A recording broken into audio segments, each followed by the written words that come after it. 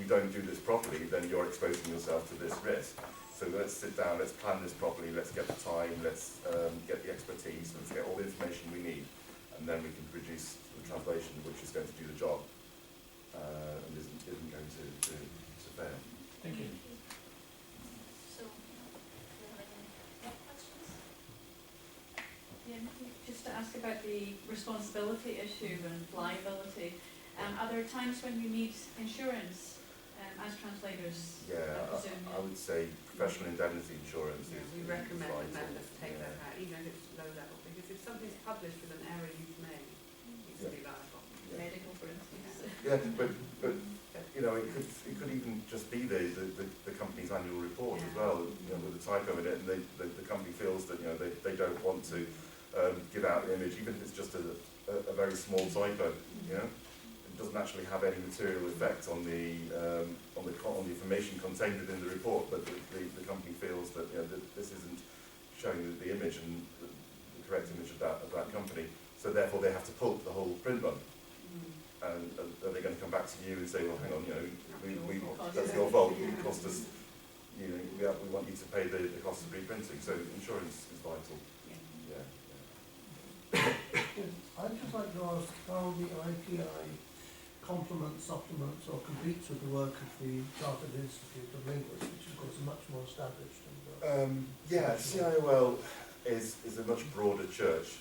There's a Chartered Institute of Linguists rather than specifically translators and interpreters, so they have people who teach languages, and they also have people who merely or simply have an interest in languages, a professional interest, not even necessarily a professional interest, maybe it is just a natural interest. But the fact that it's chartered means that it can be used by the qualification, official recognition of quality. Yeah, it's still not regulated, and so yes, they have the charter. They've had chartered linguist as a chartered status for professionals for the past 10 years, and we currently still have, I think, fewer than 60 chartered linguists. So they've just relaunched it recently, and I think it's still a chartered status that's in search of search of support from translation buyers.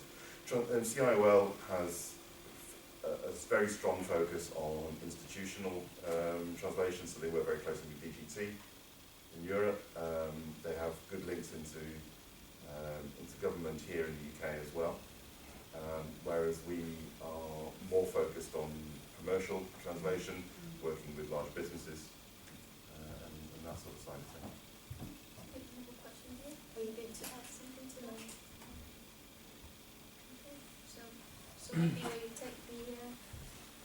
take the last question, yeah? When it comes to saying no, this actually happened to me and my colleagues when a customer says, hey, there's the text and it's not very big, like 150 pages, we have 2 days, can you do that? We are happy to pay double. We say, look, it's just, how does it happen to you? Do you sometimes have to say no, and how do you do that? So in that case, either, because I've just, all the courses I've done and stuff, they usually say don't, if you can avoid saying no, just give another, saying, well, I can't do it in 2 days, but I can do it in, you know, however many you need, and sort of another suggestion, just than saying, no, can't do it, find someone else. So that's always trying to get a positive way to sort of just come up with a better suggestion, basically. You're always trying to find the best solution for your client in that particular situation. You're always trying to help the client out, and the client basically has a communication problem they need to overcome, and your job is to try and find the best way to overcome that communication problem in the time they need. So you could also recommend someone. Well, there's an element of client education as well. There's some clients expect the impossible, and you have to say this is, it's simply not possible in the time given. And it's part of our job is to educate clients and get them aware of reasonable time and productivity, because you'll have people, like you say, 150 pages in 2 days. Well, It's just, it is not That possible. was the actual case, and I had to say, like, look, to deliver a healthy baby, you can't just take 10 women and ask them to do that in. Yeah. In a month, yeah. Okay. That's a good one, I'll remember that one, thank you. That's a good one. Yeah. Well, I think given the time, we have to say thank you, Ethan, Yemi, and Sarah from 3 representatives from ITI. And thank you very much for all your support here.